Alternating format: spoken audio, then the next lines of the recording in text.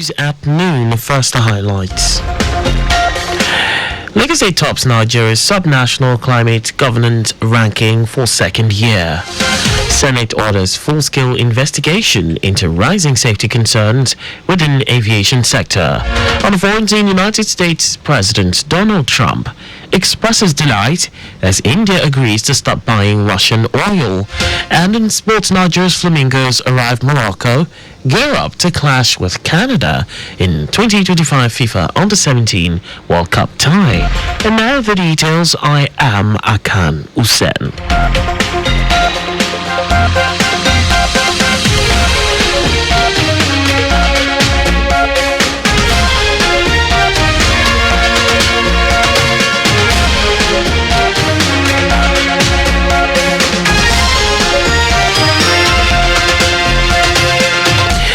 Lagos State, for the second consecutive year, emerged as the top-performing state in the 2025 Subnational Climate Governance Rating and Ranking exercise. A jeering result was announced during the public presentation of the second edition of the report in Abuja. Speaking at the event, the Minister for Environment, Balarabe Lawal, who presided, revealed that Lagos scored 315 points out of a possible 360, leaving Katsina in the first runner-up position with 310 points and Kaduna in the second runner-up position with 305 points. Also speaking, Special Advisor to the Governor on Environment, Olakunle Rotimi said the recognition reaffirmed Lagos's leadership in driving sustainable and inclusive climate policies. Rotimi noted that Lagos State has no alternative but to act, as its demographic pressure and geographical location, combined with the effects of climate change, place the state under significant threat. The Lagos State government has taken a decisive step towards sustainable energy future with the signing of a $435 million renewable energy investment deal. Commissioner for Energy and Mineral Resources, Biodun Ogunleye, who represented Governor Babajide Sanwo-Olu, led the Deal Room Investment and Partnership Execution event in Abuja, where two key MOUs were signed, one with the Rural Electrification Agency, REA, to expand renewable energy access across Lagos, and another to strengthen local solar equipment manufacturing and recycling capacity. General Manager, Lagos State Electrification Agency, Abiodun Balogun, who was also in attendance, reaffirmed the state's commitment to inclusive and sustainable electrification. The milestone deal will immediately activate high-impact projects that will strengthen Lagos's energy security and environmental resilience.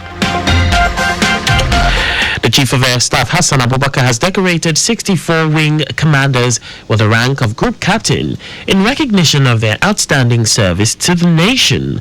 According to a post on the Nigerian Air Force's official X handle, Abubakar, who was represented by the Director of Veterans Affairs, Chidiebere Obiyabaka, congratulated the newly promoted officers, describing their elevations as both an honor and a call to greater responsibility. He urged them to redouble their efforts and remain steadfast in upholding the NAF's core values of integrity, excellence, and service to the nation. The newly decorated officers, joined by their families and colleagues, expressed appreciation to the Chief of Air Staff and the NAF leadership for the confidence reposed in them, pledging renewed dedication to duty and service excellence.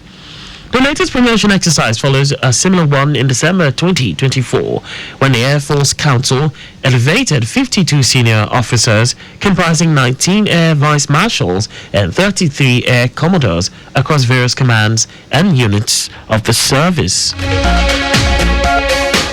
And now to the rest of the stories. The Senate has ordered a full-scale investigation into rising safety concerns within the aviation sector, following revelations from the Nigerian Safety Investigation Bureau, NSIB, about a runway overrun incident involving an aircraft at Port Harcourt International Airport. The resolution was passed after a motion was raised by Abdul Fattah Buhari of Oyo North on the need to strengthen aviation safety following the NSIB report on the runway incident.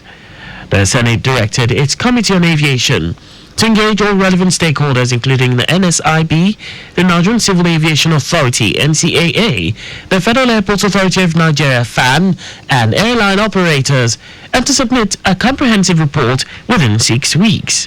The Senate also urged the federal government to construct an additional runway at the Nnamdi Azikiwe International Airport, Abuja, citing the need to prevent operational bottlenecks and improve safety margins in the nation's capital. Kebbi State Executive Council has approved the rehabilitation of 7 general hospitals across the state at a cost of 4.05 billion naira. The State Attorney General and Commissioner for Justice, Junaidu Marshal, made this known while briefing newsmen shortly after the council meeting held in Benin, Kebbi.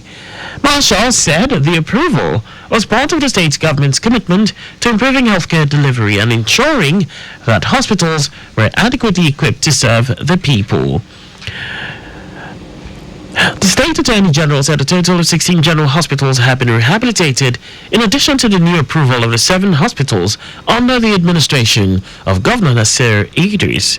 He said the governor assured that before the end of his tenure, all 30 general hospitals in the state will be rehabilitated and adequately equipped.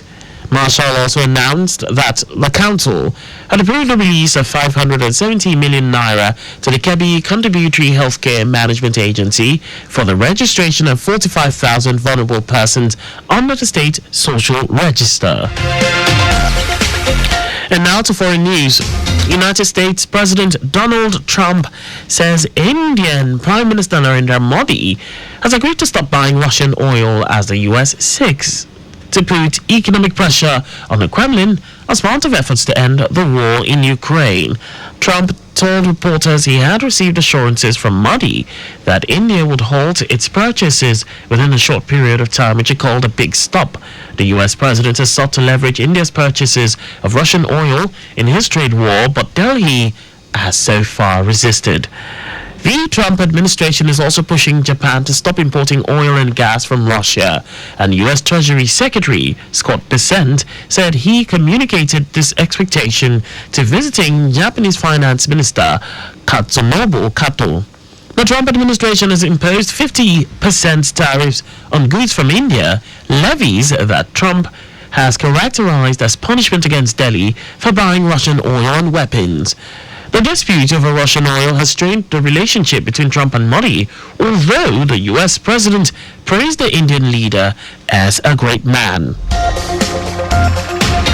And away from all that, now sports. Josh Flamingos have arrived at their official base in Rabat ahead of the 2025 FIFA Under-17 Women's World Cup. The Bankole Oluokere side rounded off their pre-World Cup preparations in style with a hard-fought 3-2 victory over Paraguay in Casablanca on Tuesday evening. Drawn in Group D, the Flamingos will open their campaign against Canada on Sunday, 19th October, then face France 3 days later, before wrapping up the group stage against Samoa on October 25. And that's all for the news at noon. Slow down at road junctions, intersections, and pedestrian crossings. You can follow us and like all our various social media platforms on X at Traffic Radio 961, Facebook Lagos Traffic Radio 96.1 FM, Instagram Lagos Traffic Radio 961, YouTube at Traffic Radio 961. Visit our website on www.trafficradio961.ng. You can also listen to Lagos Traffic Radio 96.1 FM live on My Lagos app for timely updates. Did you know that the Sanwo-Olu administration completed and unveiled 1.4 kilometer flyover and dual carriageway Pensinema Bridge Agege? You can get more details on the Lagos State Government's website. To end the news, here are the highlights of the major stories. Lagos Lagos State, for the second consecutive year, emerged as the top performing state in the 2025 Subnational Climate Governance Rating and Ranking exercise. The Senate has ordered a full investigation into rising safety concerns within the aviation sector following revelations from the Nigerian Safety Investigation Bureau, NSIB, about a runway overrun incident involving an aircraft at the Port Harcourt International Airport. We also told you that the United States President Donald Trump says Indian Prime Minister Narendra Modi has agreed to stop buying Russian oil as the US seeks to put economic pressure on the Kremlin as part of efforts to end the war in Ukraine. And in sports, Nigeria's Flamingos have arrived at their official base in Rabat ahead of the 2025 FIFA Under-17 Women's World Cup. For contact with the newsroom, please send a message to info@trafficradio961.ng. And that ends the news broadcast compiled by Kayode Mafolashiri. I am Akan Usen. Wishing you all the best. Have an amazing day.